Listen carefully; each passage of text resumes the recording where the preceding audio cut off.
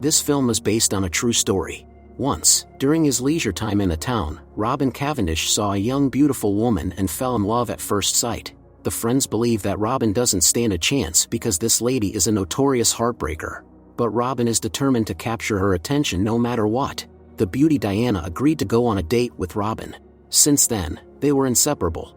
Diana's brothers, Blogs and David, believe she shouldn't marry Robin because he isn't wealthy. But for Diana that doesn't matter. She realized that Robin is the man she wants to spend the rest of her life with. Soon the couple embarked on a journey to Africa, to Kenya.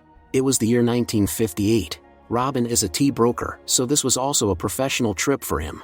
He selects tea varieties and then sells it. Diana enjoys traveling everywhere with her husband. Many wonder why such a luxurious woman like Diana chose a guy like Robin. In the evening, the couple and their companions sit by the campfire, discussing African tribes and local customs that seem foreign and eerie to people from Europe or America. The next day, Diana told her husband that she's pregnant. For Robin this was unexpected but joyful news. It's the best moment of their lives.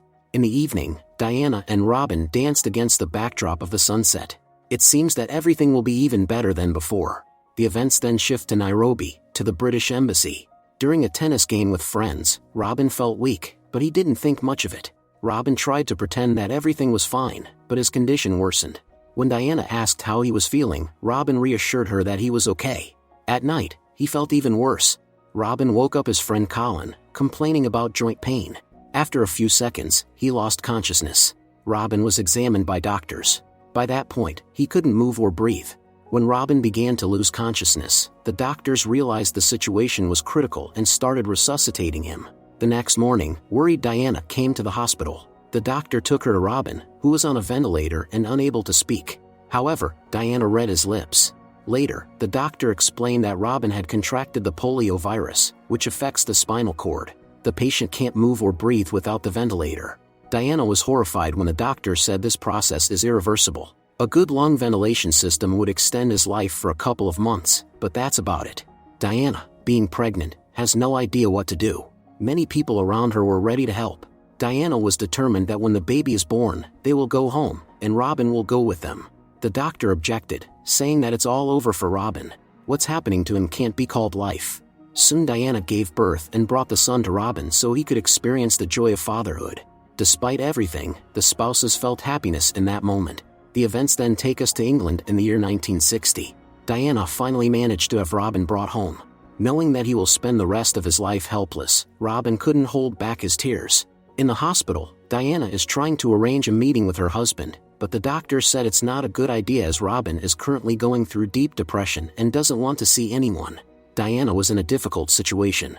She and Robin have some savings, but it won't be enough. Robin was visited by Diana's brothers. He is unable to speak and can only move his lips. All Robin dreams about is leaving life as soon as possible. Later, Diana's brothers told her about their meeting with Robin. They believe that Diana should continue living on because Robin will never recover. However, Diana is not willing to give up that easily. When Diana visited her husband in the hospital, the doctor reported some progress. Robin has regained his swallowing reflex. Maybe he will be able to speak again, but he won't get better than that. Diana doesn't leave her husband's side. She named their son Jonathan and asked Robin if he's okay with it. However, Robin doesn't react and doesn't even look at them. Diana understands that Robin doesn't want to see his family because it's too difficult for him. It's like Diana can read his mind. She knows her husband like no one else, but he still refuses to communicate with her. A priest visited Robin, saying that the Lord sends the strongest trials to his most beloved children. Robin asked him to lean in and spat at him. After what happened, he finds it funny to hear about God. In the room with Robin lies Patty, a patient just like him. The man whispered that one can get used to any life, because there is no other choice. Robin dreams that he starts to move his arm and then stands up. Of course, the reality turns out to be quite different. Diana visited the husband again, who asked her to leave him alone. It would be better for her. But Diana told Robin that she loves him and will never leave. He would prefer to give up, but that option doesn't work for Diana. When Diana asked her husband what she can do to make it easier for him, Robin tearfully asked her to take him away from here. Diana immediately made the appropriate request to the head doctor. She assured that she could take care of the husband herself, but the doctor said it's not up for discussion. Without an oxygen supplying machine, Robin won't survive. Even if Diana buys a lung ventilation apparatus, it could break down at any moment. However, Diana has already made up her mind. She arranged to buy a house that was old but spacious. The elderly owner gave her a significant discount. From that moment on, Diana started closely observing the work of the nurses, so she could do the same herself later. Diana is confident she can learn everything. The doctor said it's a huge risk, but Robin is prepared for it. He wants to spend his last days at home with the family. Diana's brothers are helping her set up the house. The family's old friend, Tid, will help Diana in taking care of Robin. Patty made a bet with Robin on how long he'll survive outside the hospital. Robin has nothing to lose, so he agreed. Finally, the day came when Robin was discharged from the hospital. Transporting a patient in his condition carried enormous risk, so they had to act quickly and cautiously. The head doctor attempted to stop them, deeming it madness. But it was the patient's wish. He no longer wanted to stay in this hospital for even a second. Diana's brothers and Robin's friends assisted in the transportation. Seeing the blue sky and the greenery, Robin experienced true happiness. He was brought into the room and connected to the lung ventilation apparatus. Everything went well. Everyone was overjoyed, especially Robin himself. The unit has a manual pump in case the power goes out. Tid brought Jonathan. Robin greeted the son properly for the first time. It seemed like life was getting better. Falling asleep, Diana hugs her husband. It doesn't matter to her that he's sick, because she loves him very much. During the day, Robin watches their son, happy to see him grow up. Suddenly their dog pulled the apparatus cord out of the socket. Fortunately, Diana noticed it and made it in time. It was a terrifying moment for both spouses. Robin's friends and family constantly visited him. They threw a party to celebrate Jonathan's birthday. Blogs and David realized how deeply their sister loved her husband, so they considered him part of their family too. One day Robin told his wife that he had bought cheap stocks a while ago, which had now increased in value. Perhaps it was their chance to make some money. Robin wants to spend time with the son. That's why he asked the wife to call Teddy Hall, an engineer. Teddy Hall constructed a wheelchair for Robin. Now the wife and friends could take him for walks outdoors. The whole family and friends gathered to enjoy this wonderful day together. Life became significantly easier. When Diana brought her husband back to the hospital, patients and staff were shocked to see him in the wheelchair. Nobody had ever used something like that for patients like Robin. He was here to visit Patty. By the way, Robin won the bet from him. The year was 1965. Contrary to the doctor's predictions, Robin survived. No one believed it, but he and his wife fought to the end. Diana continued to take care of her husband. She disliked that many acquaintances had assumed she would abandon Robin. Jonathan was all grown up now. The mother showed him old photos from the family album, capturing her and Robin during their travels. Robin couldn't hold back tears, remembering the past. Everything had changed for him now, but he wasn't giving up. From now on, illness wouldn't hinder Robin on his path to his goals, as he wanted to live a vibrant and interesting life. Soon the family set off on a car ride. It was Robin's first trip after his illness, except for the hospital. Robin became the world's first person with a disability to have such opportunities. People often believe those with his diagnosis are doomed, but Robin intended to prove them wrong. The year 1970 arrived. The family threw a party at home. Robin had many friends because he was a very interesting conversationalist. One of his friends, Rory, complained that the wife had left him. His family had fallen apart. In contrast, Robin and Diana's marriage was going perfectly. Many are amazed by the fact that Robin didn't give up and is living a life that many couldn't even dream of. In addition, the spouses have a good son. The tenderness between the husband and wife still hadn't disappeared. Diana has many admirers, but she loves only her husband. Before bed, Robin shared that he would like to visit Spain. This idea seemed impossible, but no difficulties could deter the couple, and soon their family set off for a vacation in Spain. It was the year 1971. However, this vacation was marred by something. Once, during a car trip, the fan in the lung ventilation apparatus broke. Without it, Robin couldn't breathe.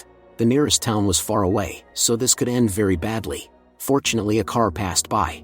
The driver offered them a ride. Diana told her brother to go to town and find a phone to call Teddy Hall, the engineer. In the meantime, she would have to pump air manually with the pump. Teddy Hall won't be arriving for a while. Jonathan has been helping his mother. Together they'll get through this. Upon hearing about what happened, many people came to see Robin, including a priest who said that God likes to play jokes on us. This went on for several days. During all this time, Diana, her brother and son manually pumped air, waiting for Teddy Hall to arrive. Robin often remembers his friend Patty. Finally, Teddy Hall arrived and was very surprised to see so many people. Robin was surrounded by attention and didn't look scared or suffering at all. When Teddy fixed the fan, everyone applauded. Robin realized that from now on, he had to help people like him because everyone deserves a decent life. Everyone who met Robin for the first time considered it a miracle. According to all predictions, he wasn't supposed to live these 11 years. Robin has started his own foundation aimed at helping people with disabilities. While Teddy Hall refines his wheelchair model, the couple is trying to secure funding from the government to put it into production. However, an official deemed this endeavor too costly and declined. This didn't make the couple give up. In search of potential investors, they turned to a wealthy widow and explained that they wanted people like Robin to have the opportunity to live decently. This woman seemed strict but compassionate. She agreed to allocate funds for this project. Soon Patty and other people with disabilities received wheelchairs with built-in respirators. Now all these people had the chance to live a full life, as much as possible. This event became a real sensation and drew global attention to the issue of disabilities. The year is 1973. The spouses and their like-minded persons are traveling around the world and giving conferences. Currently, they have arrived in Germany. The next day, they visited a globally renowned hospital specializing in the rehabilitation of severely ill individuals. When the doctor saw Robin, he was shocked. He used to believe that patients like him couldn't travel such distances and lead normal lives. The time for another conference came. Robin gave a speech, saying that people like him should not be kept in hospitals for life. They need to become full members of society. Robin also shared that when his illness struck, he lost the meaning of life, but the wife didn't let him despair. Only thanks to her and devoted friends did he realize that this wasn't the end for him. Now, Robin wants other patients to understand that they can live, not just exist. Robin's speech was met with thunderous applause, but Diana is the proudest of him. The year 1981 arrived. Tonight, Robin's condition worsened significantly. In the morning a doctor visited them, saying it was a consequence of years of using the respiratory tube. Unfortunately, the process is irreversible. From now on, Robin's condition will only deteriorate. Diana is barely holding back her emotions. The son hugged her for support. Later, they took Robin for a walk. Both Diana and Jonathan understand that Robin is very unwell, but they're not ready to let him go. However, Robin said that it's time for him to go. He has lived a long, happy life, and now he wants his wife to be free. These words angered Diana. She told the husband that his life is her life. If there's no Robin, there's no meaning for her to live. Nevertheless, Robin was firm in his decision because he was tired. Robin turned to his doctor friend, asking him to turn off the life support machine when he's ready. Colin believes they must somehow cheer Robin up to give him back a taste of life. But deep down, both he and Diana understand that if they love Robin, they need to find the strength to let him go. The family organized a farewell party for Robin. Patty was deeply saddened by the thought that this is their last meeting. If not for Robin, Patty's life would have passed within the hospital walls. The friends raised a toast for Robin. Looking at all his loved ones, Robin realizes he has lived a happy and worthy life. Diana's brothers, upon leaving, couldn't hold back their tears. They will miss Robin very much. Later, Colin came to say goodbye to Robin in person. Robin greatly impacted his life. Every time Colin thought things were bad, he remembered Robin and his strength of spirit. Colin will greatly miss his best friend. With each passing day, Robin's condition worsens. Diana feels powerless, not knowing how to help her husband. Once again, Robin asked her to let him go. They have carried their love through life. Now, Diana must make the most difficult decision of her life and allow Robin to pass away peacefully. The next morning, Robin told his doctor friend on the phone that it was time to do it. After that, Robin asked the wife to bring Jonathan. Robin wants them out of the house when it happens. In anticipation of the most dreadful moment of their lives, the mother and son hold hands. Eventually they couldn't hold back and rushed to Robin. They cannot let him depart alone. With tears in his eyes, Jonathan told his father how much he loves him. Robin is immensely grateful to his son, who has given him so much. Now it's Diana's turn to bid farewell. She lived for Robin, whom she loved more than anything else in the world. He gave her a wonderful life and family. They couldn't live without each other. In his final moments, Robin reminisces about the happiest times. He had what many healthy people don't possess. Diana remained with her husband until the very end. Next, we see footage of the real heroes of this incredible story. Robin truly lived an extraordinary life and changed the lives of thousands of people. After her husband's passing, Diana never remarried. Today, she's a grandmother of triplets. Jonathan has become a film producer. This film is dedicated to his parents.